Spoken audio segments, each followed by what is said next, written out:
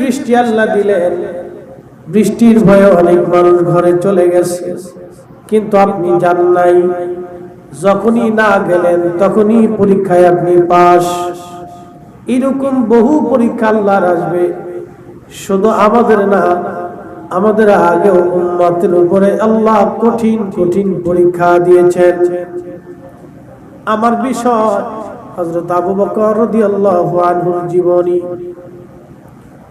গতকালকে ওই মাহফিলে আমি আংশিক আলোচনা তুলে ধরেছি। আজকে ওই বিষয় না, আবু বকরের বাকি জীবনের বিষয়গুলি আপনাদের সামনে তুলে ধরব। বোয়ালখালীর মুসলমান,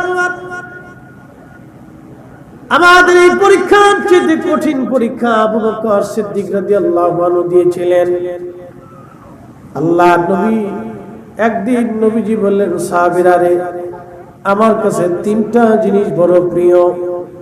এক নম্বর প্রিয় হলো নামাজ, দুই নম্বর প্রিয় হলো সুগন্ধি, তিন নম্বর প্রিয় আমার বিবিগণ, আমার স্ত্রীগণ আমার কাছে প্রিয়। অনেক সাহাবী বসা, আবু বকর সিদ্দিক সামনে থেকে বলতেছে, ইয়া রাসূলুল্লাহ, আমার কাছে তিনটা জিনিস প্রিয় লাগে নবীজি। এক নম্বর আপনার নূরানী চেহারা মুবারকের দিকে বারবার তাকিয়ে থাকা আমার কাছে প্রিয় লাগে। একবার জোরে বলবেন কি মারহাবা। সালাতুল ইয়া রাসূলুল্লাহ আলাইকুম, আহা সালাতুল ইয়া রাসূলুল্লাহ আলাইকুম সালাম।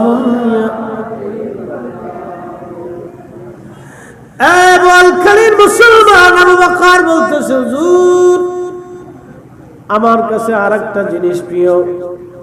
নবী গো, প্রিয় হলো আপনি নবীজির সঙ্গে আমার মেয়ে আয়েশা রাদিয়াল্লাহু আনহা, আমার কন্যা কলিজার টুকরা আয়েশাকে আপনার সাথে বিবাহ দিয়ে আপনি নবীজির সঙ্গে আত্মীয়তার সম্পর্ক করা আমার কাছে প্রিয়। হুজুর আরেকটা জিনিস আমার কাছে প্রিয় নবীজি, আমার জান, আমার মাল, আমার জীবন আপনি নবীর কদম মুবারকে কুরবানি করা আমি আবু বকরের কাছে প্রিয়। একবার জোরে বলা যাবে কি আল্লাহু আকবার। তিনটাই নবীকে কেন্দ্র করে, তিনটাই আল্লাহ রাসূলকে কেন্দ্র করে। এক নাম্বার, আপনি নবীজির নূরানী চেহারা মুবারকের দিকে বারবার তাকিয়ে থাকা আমার কাছে প্রিয়। দুই নাম্বার, আপনি নবীজির সঙ্গে আমার মেয়েকে বিবাহ দেওয়া, আত্মীয়তার সম্পর্ক করা আমার কাছে প্রিয়। তিন নাম্বার, হুজুর আপনি নবীজির কদম মুবারক, আমার জান, আমার মাল সবকিছু কুরবানি করা আমি আবু বকরের কাছে প্রিয়। হাজিরিন, আজকে মিলাদুন নবী, নবীকে কেন্দ্র করে কথা বলেন, ঠিক কিনা? আজকের মিলাদুন নবীর মাহফিল আমার রাসূলকে কেন্দ্র করে, আবু বকরের তিনটা জিনিস আমার নবীকে কেন্দ্র করে। আজকের মিলাদুন নবীর মাহফিল আমরা নবীকে কেন্দ্র করে, আল্লাহ রাসূলকে কেন্দ্র করে তিনটা জিনিস প্রিয় হওয়ার কারণে আবু বকর আল্লাহর নবীর দরবারে প্রিয় হয়ে গেলেন। কোরআনে আল্লাহ বলতেছেন, কুল ইন্না সালাতি ওয়া নুসুকি ওয়া মাহইয়ায়া ওয়া মামাতি লিল্লাহি রাব্বিল আলামিন। একবার জোরে বলা যাবে আল্লাহু আকবার। আল্লাহ কোরআনে বলে, হুজুর আপনি বলে দেন সালাত আমি আল্লাহর জন্য, কুরবানি আমি আল্লাহর জন্য, জীবন আমি আল্লাহর জন্য, মৃত্যু আমি আল্লাহর জন্য। আবু বকর ডাক দিয়ে বলল, হুজুর আমার মাল সামানা, আমার জিন্দেগি আপনি নবীর জন্য। একসাথে বলবেন আল্লাহু আকবার। তাহলে আবু বকর বেদাতি, আসতে বলেন, আবু বকর বেদাতি? আবু বকরের সব রাসূলের জন্য। আবু বকর জানতেন কুরবানি যদি নবীর জন্য হয় তাহলে সেই কুরবানিটা আল্লাহর জন্য হয়। একসাথে বলবেন না মারহাবা? বলে হুজুর কোন দলিলে? কোরআনে আল্লাহ বলেন মাইয়ুতি'র রাসূল ফাকাদ আতা আল্লাহ।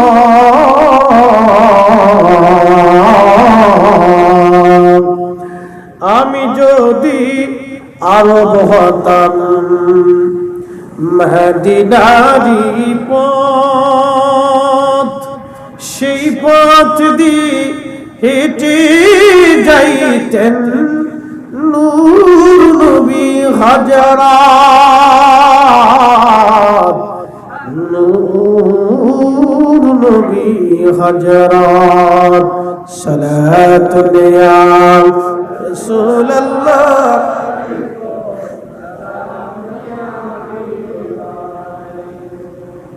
আপনাদের বুঝতে কি কোনো অসুবিধা হয়?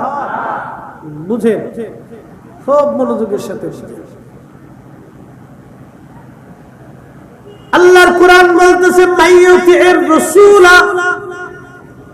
এবার বান্দা তোমরা শুনে নাও, আমার নবীর ইত্তেবা হলে ফাকাদ আতা আল্লাহ, আমি আল্লাহর ইত্তেবা হয়ে যায়। সুবহানাল্লাহ বলবেন? তার অর্থ হলো নবী মানলে আল্লাহ মানা হয়ে যায়। কথা ঠিক কি না? নবী ভালোবাসলে আল্লাহ ভালোবাসা হয়ে যায়। নবীর দলে হলে আল্লাহর দল হয়ে যায়। নবীর জন্য জীবন দিলে আল্লাহর জন্য জীবন দেওয়া হয়। কথা বলে ঠিক কি না? আল্লাহ রাসূলের পক্ষে থাকলে আল্লাহর পক্ষ হয়ে যায়। আল্লাহর নবীর শান গাইলে আল্লাহর শান গাওয়া হয়। নবীর জিকির করলে আল্লাহর জিকির হয়ে যায়। নবীর সুন্নতের আমল করলে আল্লাহর আদর্শ মানা হয়ে যায়। নবীর দলে হলে আল্লাহর দল হয়ে যায়। নবী বেজার হলে আল্লাহ বেজার হয়। নবী খুশি হলে আল্লাহ খুশি হয়ে যায়। এজন্য আবু বকর বলল, হুজুর আমার জীবন, আমার যৌবন, আমার মাল, আমার সব আপনি নবীর জন্য কুরবানি করা আমার কাছে প্রিয়। আবু বকর জানতেন নবী রাজি, আল্লাহ রাজি, নবী খুশি, আল্লাহ খুশি। জোরে বলবেন কি মারহাবা? তৌহিদেরই মুর্শিদ আমার মুহাম্মাদের নাম, মুর্শিদ মুহাম্মাদের নাম। ওই নাম জপলে বুঝতে পারি, ওই নাম জপলে বুঝতে পারি খুদারি কালাম, মুর্শিদ মুহাম্মাদের নাম। তৌহিদেরই মুর্শিদ আমার মুহাম্মাদের নাম। ওয়ালখালীর মুসলমান হযরত রাসূলের জীবনে আবু বকরের খেদমত বিরাট অপরিসীম। অনেক বড় খেদমত তিনি ইসলামের জন্য করেছিলেন। আবু বকর অনেক ধনী ব্যক্তি ছিলেন। ব্যবসা করার জন্য সিরিয়াতে চলে গেলেন। সিরিয়াতে যাওয়ার পরে একদিন তিনি স্বপ্ন দেখতেছে আকাশের চাঁদ আর সূর্য তার কোলের মধ্যে চলে আসছে। তিনি কোলের ভিতরে সেই গামছা দিয়ে কাপড় দিয়ে ওই সূর্য এবং চাঁদকে তিনি কাপড়ের ভিতরে দিয়ে কোলের মধ্যে নিয়ে গেলেন। এই স্বপ্ন দেখার পরে হযরত আবু বকর রাদিয়াল্লাহু আনহু সিরিয়ার এক পাদ্রীর কাছে গেলেন। বর্তমানে সিরিয়া, জর্দান, ফিলিস্তিন, সিরিয়া এই বিরাট অংশ মিলেছিল শাম। এই অংশটাকে শাম বলা হতো। যে ইসরায়েল জায়গা দখল করে নিয়ে গেছে, ফিলিস্তিনিদের কাছ থেকে আজকে লড়াই হয়। যে ইসরায়েলের সাথে মুসলমানদের লড়াই হচ্ছে, হিজবুল্লাহ এবং ইরান এবং ফিলিস্তিন লড়াই চালাচ্ছে। বড় আফসোস আজকে শিয়ারা আজকে শিয়ারা কাফেরদের বিরুদ্ধে জিহাদ করে, আর আমাদের সুন্নি নামদারি সৌদি আরবের বাচ্চারা চোখ মুখ বুজ করে তারা বসে থাকে, মার্কিনদের কাছে তারা মাথা নত করে থাকে। এগুলি সব কয়টা বেঈমান এবং শয়তানের দালাল। কথা বলেন ঠিক কিনা? দালাল না? সব খালি 30টা 40টা করে বিয়ে করে, আর কোনো কাজ নেই। যে ইসরায়েলের ইহুদিরা ফিলিস্তিনের বিরাট ভূখণ্ড তারা দখল করে নিয়ে গেল, 10 লক্ষ ফিলিস্তিনের বাড়ি ঘর জমি জমা নিয়ে গেল, কয়েক লক্ষ ফিলিস্তিনিকে তারা হত্যা করলো। আপনার গা শিহরে উঠবে। ফিলিস্তিনি নারীদেরকে ধরে নিয়ে তারা জেলখানায় তাদের ইজ্জত গুলি লুণ্ঠন করে। আহা, এগুলির দৃশ্য যদি আপনার চোখে ভেসে ওঠে, মুসলমান আপনাদের কলিজাটা মানবে না। আপনার শরীরে জিহাদের রক্ত ভাসমান হয়ে উঠবে, জিহাদের জন্য আপনার রক্ত গরম হয়ে যাবে। পৃথিবীর নিকৃষ্ট অন্যায় জুলুম যদি কারা করে, তাহলে ফিলিস্তিনিদের উপরে ইসরায়েলের নিকৃষ্ট জুলুম 75 বছর ধরে চলমান। আরব বিশ্ব আজ নীরব হয়ে বসে আছে, আরব বিশ্ব আজ নীরব হয়ে বসা। এত বড় জুলুম পৃথিবীর অন্য কোন জনপদে করা হয় নাই, যে জুলুমটা 75 বছর ধরে ফিলিস্তিনিদের সঙ্গে করা হচ্ছে। আজ বোয়ালখালীর মুসলমান হাজিরিন, কঠিন জুলুম আজ ফিলিস্তিনিদের সঙ্গে করা হয়। আহা, কি বলবো, ভাষা বলার মতো নাই। এই বিরাট অংশটাকে বলা হতো শাম। আবু বকর সিদ্দিক রাদিয়াল্লাহু আনহু শামে গেছেন ব্যবসার জন্য। তখন মূল নৌ বন্দর ছিল বর্তমানে গাজা। এই গাজার আসকালান, আগে নাম ছিল আসকালান, এটা ছিল মূল নৌ বন্দর। এখান থেকে মিশরীয়রা, ফিলিস্তিনের গাজারা, আহলুস শাম, শাম যাদেরকে বলা হয়, তারা এখান থেকে ব্যবসায়িক পণ্য নিয়ে সারা আরবে ছড়ায় যাইত। এটা ছিল মূল নৌবন্দর। চট্টগ্রাম যেমন আমাদের নৌবন্দর আসে, সারা বাংলাদেশে মাল এখান থেকে সাপ্লাই হয়। ফিলিস্তিনের বর্তমানে গাজা, এটা আগে নাম ছিল আসকালান। সমুদ্র বন্দর ছিল বিরাট। এই সমুদ্র বন্দর দিয়ে সারা পৃথিবীর সঙ্গে ব্যবসা হতো। ওই জায়গাটা বর্তমানে আজ ইসরায়েল দখল করে নিয়ে গেছে। মুসলমান আদিকাল থেকে এটা ব্যবসায়িক সেক্টর। দেখেন, ইসরায়েল দখল করে নিয়ে সারা পৃথিবীর সঙ্গে ওরা ব্যবসা করে। আজ ফিলিস্তিনিদেরকে সেই অধিকার থেকে বঞ্চিত রাখা হয়েছে।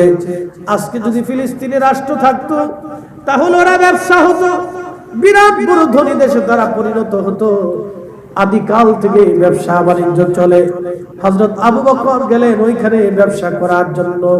স্বপ্নের মধ্যে দেখতেছে আকাশের সূর্যটা তার কোলের মধ্যে চলে আসছে। একবার জোরে বলবেন কি মারহাবা। রাত্র বেশি ঘুম আসছে আপনাদের? বোয়ালখালীতে রাত বেশি, যত বেশি হয় ওয়াজ তত বেশি হয়। রাত যত বেশি ওয়াজ তত বেশি। বৃষ্টির কারণে শরীরে একটু রস আসে, দুর্বল লাগে, জিম আসে। একসাথে হাত উঁচা করে বলেন তো আল্লাহু আকবার। আর ঠিক আছে, এই যে মর্দে মুজাহিদ সব সামনে বসে দিচ্ছে, কোনো ঘুম টুম নাই, সব মর্দে মুজাহিদ সামনে বসে দিচ্ছে। এই ইতিহাস জানার দরকার। দেখেন আজকে ফিলিস্তিনিদের সাথে কত বড় জুলুম করা হচ্ছে।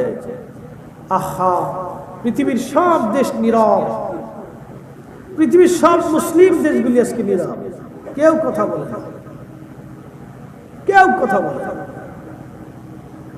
কঠিন কোন পদক্ষেপ নেই। সৌদি আরব, মধ্যপ্রাচ্য মিলে যদি বলে ইসরায়েলের সাথে আমরা ব্যবসা করব না, তাতেই চলে। বেশি কিছু লাগে না, শুধু বলবে ইসরায়েলের সাথে ব্যবসা করব না। যদি মধ্যপ্রাচ্য রাজারা বলে যে আমরা ভারতের সাথে ব্যবসা করব না, তো ভারত এমনি সুদা হয়ে যায়। মুসলমান ফিনা নবা, হ্যাঁ, বাপের ক্ষমতা আছে, বুড়া মুসলমান ধরে পিটাও, গরু খান নাম দিয়ে মুসলমান পিটাও, যেখানে সেখানে মুসলমান পিটানো, দাঙ্গা হাঙ্গামা সৃষ্টি করে মুসলমানের মসজিদ মাদ্রাসা ভেঙে ফেলো না বা ও তারের মতো সোজা হয়ে যাবে এক মাসে। যদি মধ্যপ্রাচ্যে বলে তোমাকে তেল দেবো না, তোমার সাথে আমাদের কোনো ব্যবসা নেই, বা শেষ এতটুকুনি, যুদ্ধ করা লাগবে না। কথা কন না কেন? আমরা বাঙালিরা চিৎকার ফাড়ি ফাড়ি বলে জিতেছি, ওরা শুনবে না তো।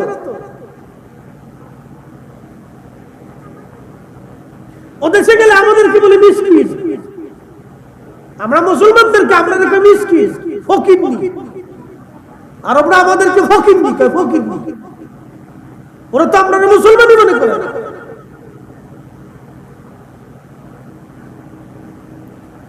আল্লাহর নবী বলেছিলেন আরব আর আজমের মধ্যে কোনো তফাৎ নাই, আরব আজম সব সমান। তফাৎ হলো একটা জায়গা। কোরআনে আল্লাহ বলেছেন ইন্না আকরামাকুম ইনদাল্লাহি আতকাকুম। কোরআন বলতেছে আরব আজমিক পৃথিবীতে কোনো মুসলমানের কোনো বৈষম্য নাই, সব মুসলমান সমান। কিন্তু এক জায়গা হবে, আল্লাহর কাছে তার দাম বেশি, যার অন্তরে আল্লাহর ভয় বেশি, তিনি অরিজিনাল মুসলমান। আরবের মুসলমান হয়েও কোনো লাভ নাই যদি অন্তরে আল্লাহর ভয় না থাকে। বাংলাদেশের পাকিস্তানের মুসলমান বলে কোনো কথা হবে না, যার অন্তরে আল্লাহর ভয় বেশি, আল্লাহর দরবারে তার দাম বেশি। কথা বলেন ঠিক কিনা? আমরা একটা ফকির মিসকিন।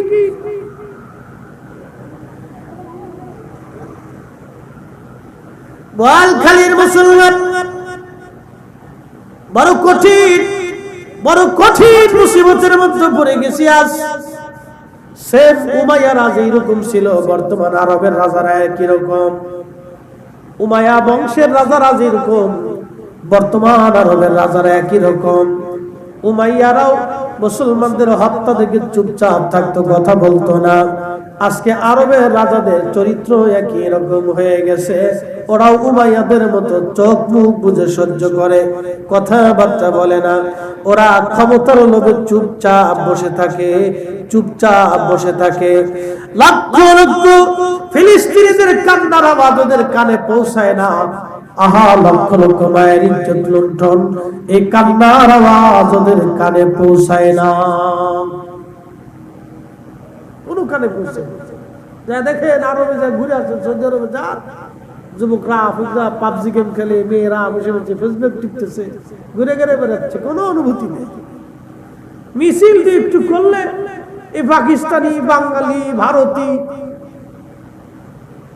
এই অন্য যে আমরা দেশের গরিব ঝরিব আছি, আমরা একটু মিছিল টিছিল করি, মাহফিল একটু শিক্ষের দুঃখের পারে, কি কথা কন না কেন? আমরাই করি। আজ পর্যন্ত সৌদি আরবে দেখছেন ফিলিস্তিনের পক্ষে একটা মিছিল দিতে? হ্যাঁ, কেউ দেশের মুসলমান কি মরে গেছে তো দেয় না কেন?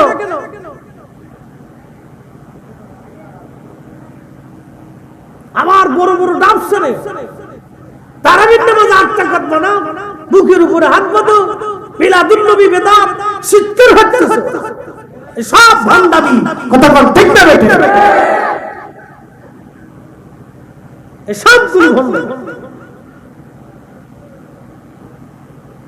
প্রিয় মুসলমান, বোয়ালখালীবাসী, উচিত কোথায় ময় বাজার, গরম ভাতে মিলাই বাজার, ডাল ভাতের কুটুম বাজার। কথা বললে দোষ হয়ে যাবে, বলবে আপনি আরবের বিরুদ্ধে কেন কথা বলেন। আজকে মধ্যপ্রাচ্যের রাজা বাচ্চারা সব নীরব। যেই মিশর থেকে পৃথিবীর শ্রেষ্ঠ যোদ্ধা, আল্লাহু আকবার, পৃথিবীর শ্রেষ্ঠ যোদ্ধা হযরতে গাজী সালাউদ্দিন আইয়ুবী, আল্লামা নুরউদ্দিন জঙ্গি রাহমাতুল্লাহ আলাইহির মতো আশিক রাসূল বীর যোদ্ধারা যে মিশর থেকে সারা পৃথিবী দখল করলো, আজকে সেই মিশরীয়রা নাক দেখে ঘুমায়, ভয় পায়,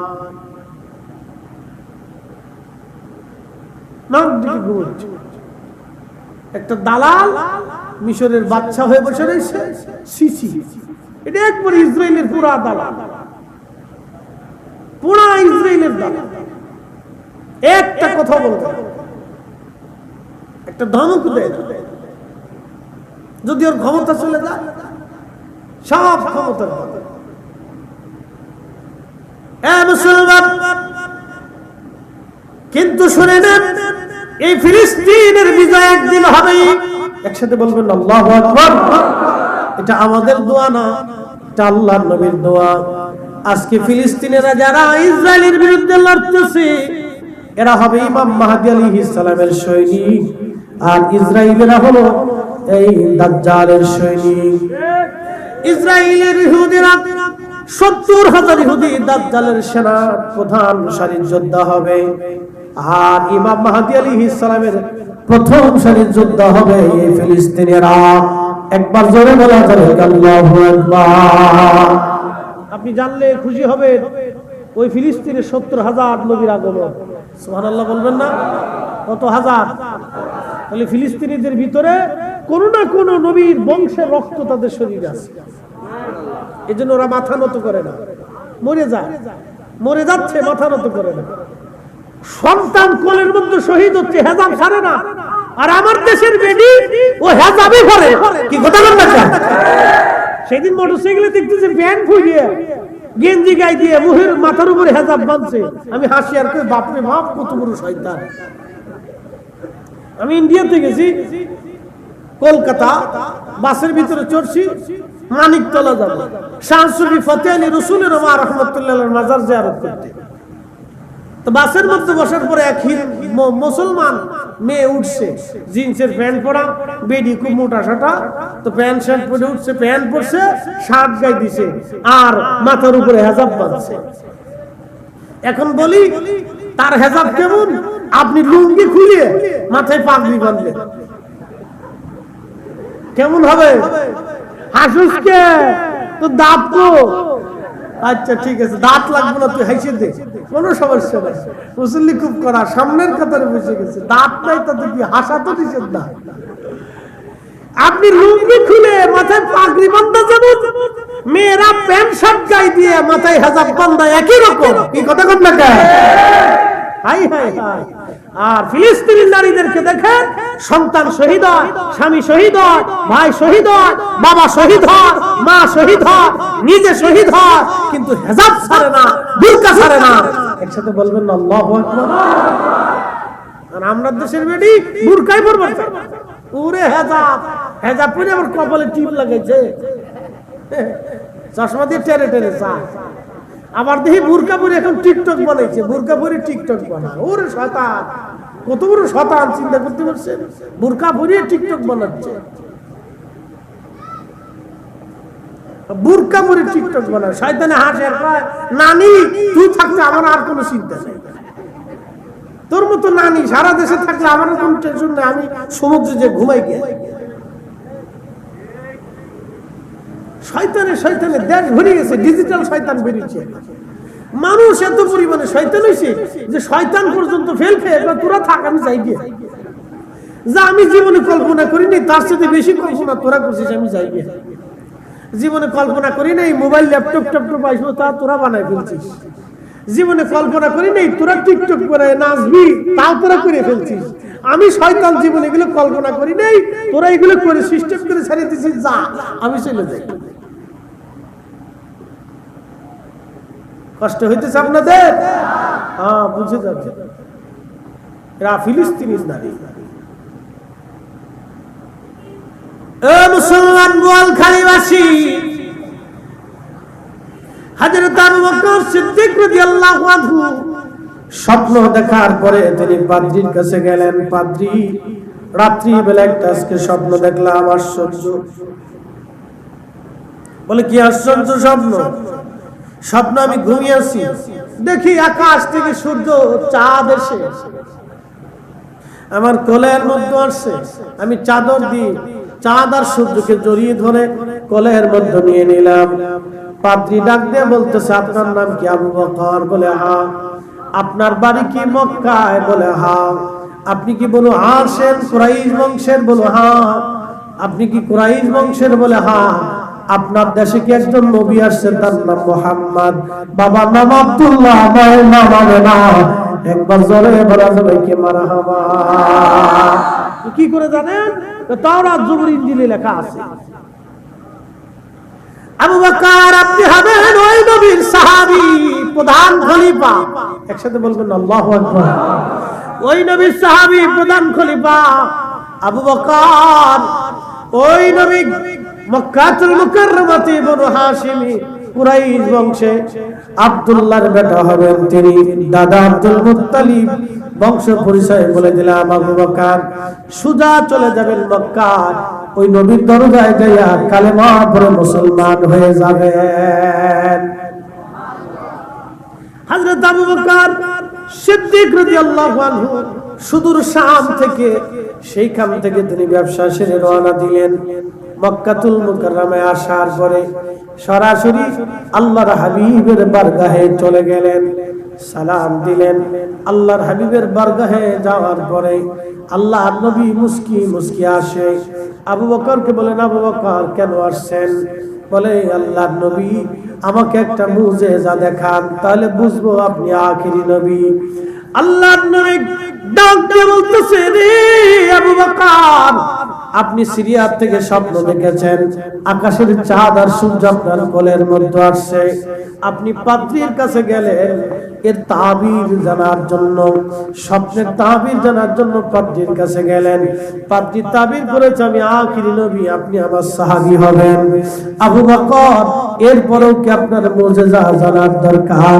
আবু বকর ডাক দিয়ে বলেন, ইয়া রাসূলুল্লাহ আর মুজিজা লাগবে না, বুঝতে পেরেছি আপনি আখিরি নবী। একবার জোরে বলেন মারহাবা।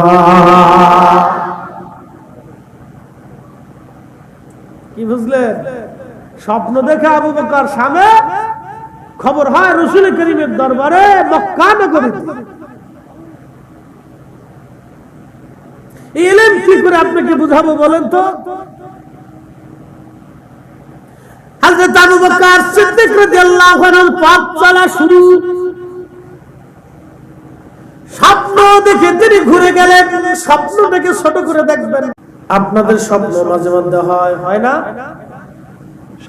স্বপ্ন দেখা হয় মাঝে মধ্যে। স্বপ্ন দেখে ওদের স্বপ্ন হলো বিরাট বড় সেন্টারে খুইলেন, সেল মেশিন স্টার্ট কইরা ওরা তাল গাছের গোড়ায় সেল মেশিন মারতেছে। ঘুম থেকে উঠে দেখে বিছনা নষ্ট হয়ে গেছে। এটা হলো ওদের স্বপ্ন। আপনারা মাঝে মধ্যে স্বপ্ন দেখেন আকাশে উঠতেছেন, আপনাদের কি পিছন থেকে দাপড়াচ্ছে আর আপনি দৌড়াচ্ছেন। দৌড়াইয়া আপনি তাল খুঁজে পাচ্ছেন না, দৌড়াইয়া শেষ করতে পারতেছেন না। এইরকম নানান স্বপ্ন দেখেন। তবে হ্যাঁ, স্বপ্নের ব্যাখ্যা আজকে দিয়ে যাই। যদি কখনো খারাপ স্বপ্ন দেখেন, দুই ধরনের স্বপ্ন আছে, একটা ভালো স্বপ্ন আর একটা খারাপ স্বপ্ন। যদি আপনি ভালো স্বপ্ন দেখেন তাহলে সবার কাছে বলবেন, আর খারাপ স্বপ্ন দেখলে কারো কাছে বলবেন না। শুনে যান, স্বপ্নের মাসালা আজকে বলে দিয়েছি। জীবনে বহুত ওয়াজ শুনছেন কিন্তু স্বপ্নের মাসালা জানেন না। আজকে স্বপ্নের মাসালা দিয়ে যায়। সহিহ বুখারীতে কিতাবুর রুইয়া আছে, বিভিন্ন হাদিসের কিতাবে কিতাবুর রুইয়া আছে, স্বপ্ন নিয়ে আলোচনা। স্বপ্নের অনেক তাবির তদবির আছে। আল্লাহর নবী বলতেন, মান রাআনি ফিল মানামি ফাকাত রাআল হক। কেউ যদি আমাকে স্বপ্ন দেখো তো বাস্তবেই আমি নবীকেই তোমরা স্বপ্ন দেখেছো। একসাথে বলা যাবে না মারহাবা? বলেন, নবী আসে না ছবি আসে? হ্যাঁ, জোরে জোরে জোরে জোরে। নবী আসে না ছবি আসে? 1450 বছর পরে কি ছবি আসে না নবী আসে? তাহলে নবী আসে না নাই? কথা কেন আসেনি? আসেনি। হ্যাঁ, নবী আসে, কিন্তু আমাদের চোখের জায়গায় চোখ নাই। চোখের জায়গায় চোখ নাই। নবীর থেকে নবী আসে, চোখ দিয়ে দেখি না, এটা চোখের দোষ। আমাদের চোখের পাওয়ার এই উপরে সামিয়ানা আছে, এরপরে যে আকাশ আছে, এরপরে যে বৃষ্টি নামতেছে, মেঘ আছে, আমরা সামিয়ানার উপরে আর দেখি না, মাটির নিচে দেখি না। পর্দার আড়াল হলে আর কিছু দেখা যায়। এটা আমাদের চোখের পাওয়ার। আর আল্লাহ রাসূলের চোখের পাওয়ার ছিল, তিনি তাকাইলে তাম পৃথিবী দেখতেন। আল্লাহর ওলিদের কাশফের পাওয়ার ছিল, তিনারা বসলে তাম দুনিয়া সায়ের করে আসতেন। একসাথে বলা যাবে না আল্লাহু আকবার? মোরাকাবা বসে এই কালবের নজর দিয়ে তাম পৃথিবী তারা সায়ের করে আসতেন।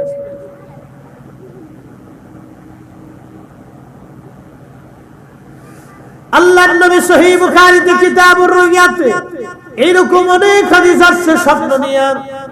তবে বলে দিয়ে যাই, খারাপ স্বপ্ন যদি দেখেন তো কারো কাছে বলবেন না, আর ভালো স্বপ্ন যদি দেখেন তাহলে মানুষের কাছে বলবেন।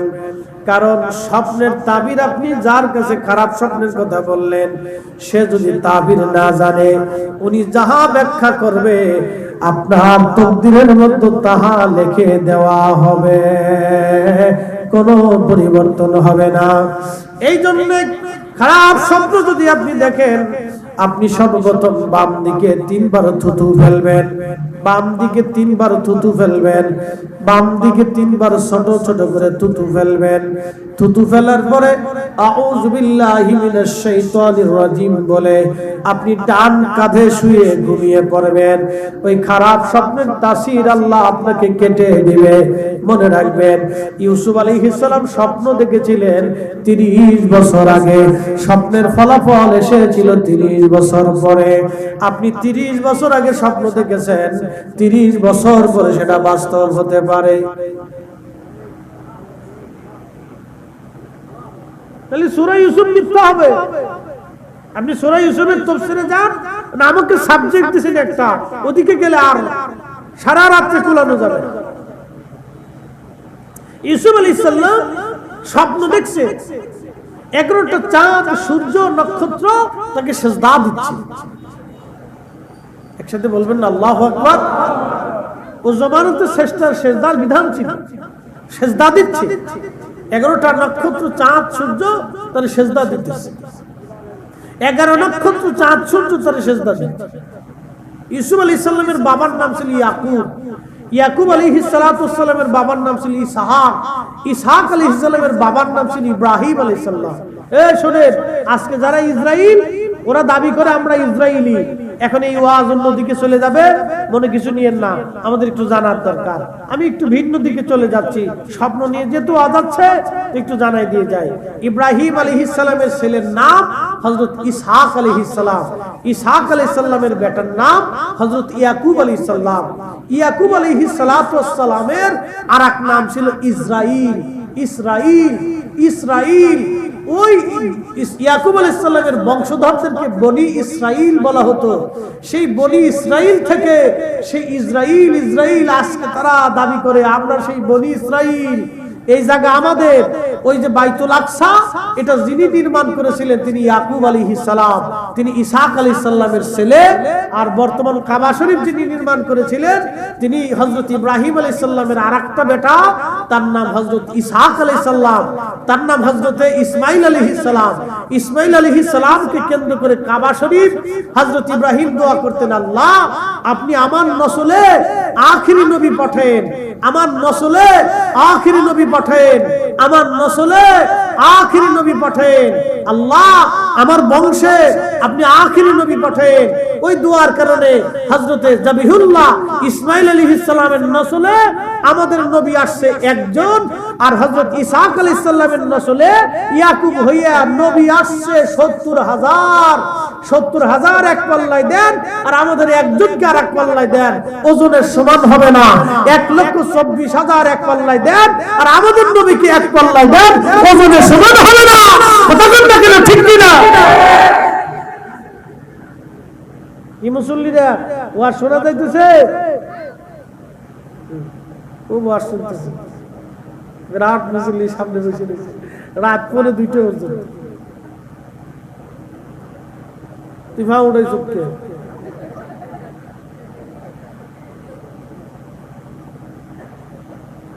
বুঝে নাই, মুরব্বীর ভাবলে রয়েছে।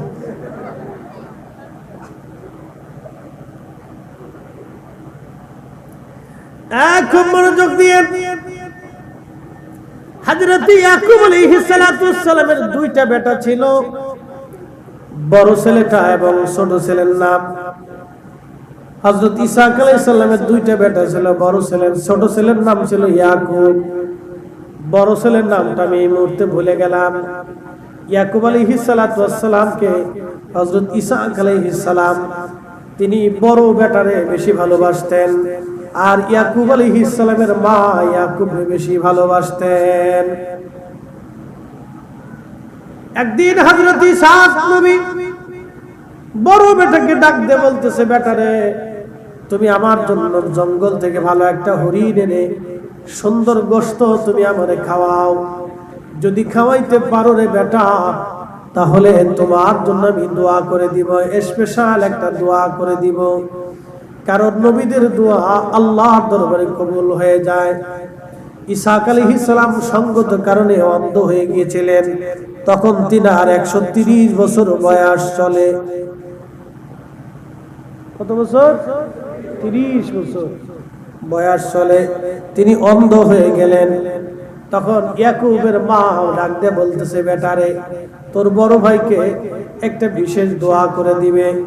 তুই যদি দোয়াটা পাইতে চাস, তাড়াতাড়ি ভালো খাবার এনে তোর আব্বার সামনে দে। বলে, মা, আমার বড় ভাই তো জঙ্গলে হরিণ শিকার করার জন্য চলে গেছে, তাহলে আমি এখন কি ভালো খাবার এনে দিতে পারি? কয়, বেটারে, একটা কাজ কর, সুন্দর একটা নাদুস নুদুস ছাগল দেখে, বেশি বয়স না, অল্প বয়সের একটা ছাগল দেখে জবাই করে সুন্দর করে রান্না করে তোর আব্বার সামনে নিয়ে যা, নিয়ে যে আগে খাওয়াবি, তারপরে দোয়া নিবি। মা ছোট্টরে বেশি ভালোবাসে। এখন বাবার দোয়া, নবীর দোয়া ছোট্টরে নিতে দিতে যায়, তো বড়টা জঙ্গলে চলে গেছে আব্বার জন্য হরিণ শিকার করতে। ইয়াকুব আলাইহিস সালামের আম্মা, বেটারে, হরিণ সুন্দর করে ছাগল একটা নাদুস নুদুস দেখে জবাই করে ফ্রাই ট্রাই করে রান্না করে তোর আব্বার সামনে নিয়ে যা। এই জন্য ইসরায়েলিরা খুব চালাক, ও আদিকাল থেকে চালাক, ওরা আদিকাল থেকে খুব বিচক্ষণ। সারা পৃথিবী ওরা শাসন করে, সারা পৃথিবী। পৃথিবীর যত বড় বড় ব্যবসায়িক দেখবেন সব ইসরায়েলি। এই যে যত আবিষ্কার দেখেন বড় বড় সব ইসরায়েলি। খুব মেধাবী ওরা, খুব বিচক্ষণ। একসাথে বলে তো আল্লাহু আকবার। ইতিহাস আমাদের জানার দরকার। ইমাম ইবনে কাসির আল বিদায়াতে লিখছে, আমার বানাইনি কিচ্ছা না, নির্ভরযোগ্য কিতাব থেকে বলতেছি। হাজরাতে আল্লাহর নবী বললেন, ইয়াকুব আলাইহিস সালাম তিনি দ্রুত গতিতে ছাগল একটা জবাই করে রান্না করে মায়ের সহযোগিতা নিয়ে হযরত ইসহাক আলাইহিস সালামের সামনে খাবার দিলেন। খাবার দেওয়ার পরে হযরত ইসহাক আলাইহিস সালাম তখন খাওয়া শেষ হয়ে যাওয়ার পরে বলতেছে, বেটা তুমি কে? বলে, আব্বা জান, আমি আপনার সন্তান। নাম কয় না, আব্বা জান, আমি আপনার সন্তান। বলতেছে, বেটা তোমার জন্য দোয়া করে দে। বলে, হ্যাঁ আব্বা, দোয়া করেন। আমি আপনার জন্য ভালো খাদ্য নিয়ে আসছি। দোয়া করতেছে, আল্লাহ আমার এই বেটারে আপনি নবী বানাইয়া দেন। একবার জোরে বলেন না মারহাবা। কি বানাই দেন? নবী বানাই দেন। দোয়া করার পরে গায়ে হাত দিছে। হাত দেওয়ার পরে, বেটা রে, তোমার গায়ে আমার ছেলে, এই বড় ছেলের নামটা ভুলে গেছি, মূর্তি সামনে বলতেছে, আমার বড় ছেলের গায়ে পশম ছিল, তুমি কোন বেটা? বলে, আব্বা আমি আপনার ছোট বেটা ইয়াকুব। কাহা, তুমি আমার জন্য খাবার আগে নিয়ে আসছো? বলে, হ্যাঁ আব্বা, আপনার জন্য আগে ভালো খাবার নিয়ে আসছি। এ বেটা রে, তোমার জন্য দোয়া করে দিছি, যাও। তো বাবা তো দোয়া করছে। তো চলে আসার পরে বড় বেটা আবার হরিণ টরিণ নিয়ে জবাই করে রান্না বান্না করে বাপের সামনে নিয়ে আসছে। বলতেছে, আব্বা আমি আপনার বড় ছেলে, হরিণ খাইতে চাচ্ছিলেন, তা আমি রান্না বান্না করে নিয়ে আসছি। বলে, বেটা তুমি তো পিছে পড়ে গেছো, তোমার আগে ইয়াকুব আইসে আমার খাবার দাবার দিয়ে চলে গেছে, ভালো খাওয়াইছে, আমি তোর জন্য দোয়া করে দিছি। বলে, আব্বা কি দোয়া করছেন? বলে, আমি তো বেটা দোয়া করছি আল্লাহ যাতে ওর নবী বানাই দেয়। কাহা, আব্বা এই দোয়ার জন্য আমি আপনার জন্য হরিণ শিকার করতে জঙ্গলে গেছি, ও চালাকি করে ভালো খাবার দিয়ে আপনার কাছ থেকে দোয়া নিয়ে গেছেন, ওরে আর রক্ষা নেই, ওরে পাইলে আজকে আমি জবাই দেব। মা ডাক দেখে, ইয়াকুব রে, তুই তাড়াতাড়ি নানা বাড়ি চলে যা, তাড়াতাড়ি নানা বাড়ি যা। তোর যদি তোর বড় ভাই পায় তাহলে আর উপায় নাই, ও কিন্তু খেপছে। ইসহাক আলাইহিস সালামের কাছে এসে বলতেছে, স্বামী, ছোট ছেলে বড় ছেলের মধ্যে বিরাট বড় দ্বন্দ্ব, কি করা যায় এখন বলেন? নানা বাড়ি পাঠাই দেয়। বলে, দিয়ে দাও। তখন মা ডাক দেখো, ইয়াকুব রে, তোর নানার কন্যা সন্তান আছে, তোর নানার কন্যা সন্তান আছে 7টা। এই কন্যা সন্তান যাইয়া বলবি, তোর মামারে যাইয়া বলবি তোর মামার কন্যা সন্তান আছে 7টা কন্যা সন্তান। তোর মামারে যাইয়া বলবি, তোর মামারে যাইয়া বলবি একটা কন্যা সন্তান যেন তোর সঙ্গে বিবাহ দেয়, ওইখানে সংসার করবি। সাবধান, এদিকে আর আসবি না, তোর বড় ভাইয়ের মন নরম না হওয়া পর্যন্ত আসবি না। ও কিন্তু বিরাট শক্তিশালী, তোরে পাইলে একবারে তোরে জানে মেরে ফেলে দিবে, বেটা আর আসবি না। হযরত ইসহাক আলাইহিস সালামের পরামর্শে ছেলে ইয়াকুব চলে গেলেন মামার বাড়ি বহুদূর, বর্তমানে হারান। এই হারানে চলে গেলেন তিনি। খুব মনোযোগ দিয়েন, যেখানে বর্তমান বাইতুল আকসা মসজিদ, এই মসজিদের কাছে এসে উনি ঘুমাইলেন। রাত হয়ে গেল, এখানে একটা পাথর রাখা ছিল, ওই পাথরে হেলান দিয়ে হযরত ইয়াকুব আলাইহিস সালাম ঘুমন্ত স্বপ্নের ঘরে দেখতেছে একবারে পাথর থেকে আকাশ পর্যন্ত সিঁড়ি বেয়ে গেল। এই সিঁড়ি দিয়ে অসংখ্য ফেরেশতারা আসা যাওয়া করে, রহমত নিয়ে উঠা নামা করে। হযরত ইয়াকুব আলাইহিস সালাম ওই পাথরটাকে চিহ্নিত করলেন যে এই জায়গাটা বরকতের জায়গা। তিনি আল্লাহর দরবারে হাত তুলে বলেন, ইয়া রাব্বি, আপনি আমারে নবুয়ত দিয়েছেন, হযরত ইসহাকের প্রতিনিধি আপনি আমারে বানাইছেন আল্লাহ। এই পাথরে মাথা রেখে কালকে বরকতের স্বপ্ন দেখলাম আল্লাহ। আমি নিয়ত করলাম যদি কোনোদিন আবার দেশে আমি ফিরে আসি, তাহলে এই পাথরকে কেন্দ্র করে আমি একটা মসজিদ, তোমার ঘর আমি বানাবো। সেই ঘরটাই হলো বাইতুল আকসা। একবার জোরে বলা যাবে আল্লাহু আকবার। এই ঘরের নাম কি? বাইতুল আকসা। ইসরায়েলিরা ঘুরে ঘুরে ঘুরে ঘুরে এসে দেখেন ওই বাইতুল আকসা দখল করার জন্য পাগল হয়ে বসে রয়েছে। আর আমরা মুসলমানরা খালি হাওয়া খাচ্ছি, হাওয়া। মুসলমান খুবই মনোযোগ দিয়ে শুনিয়া যান। হযরত ইয়াকুব আলাইহিস সালাম ওখান থেকে রওনা দিয়ে মামা বাড়ি চলে গেলেন। মামা বাড়ি যাওয়ার পরে হযরত ইয়াকুব আলাইহিস সালাম যা বলেন, মামা আম্মাজান বলে দিয়েছে আপনার 7টা কন্যা সন্তান আছে, একটা কন্যা সন্তান আপনি আমার সাথে বিয়ে দেন। তখন মামা ডাক দিয়ে বলল, বেটা রে, আমার মেয়ে বিয়ে করতে হলে তোমাকে কাজ করা লাগবে।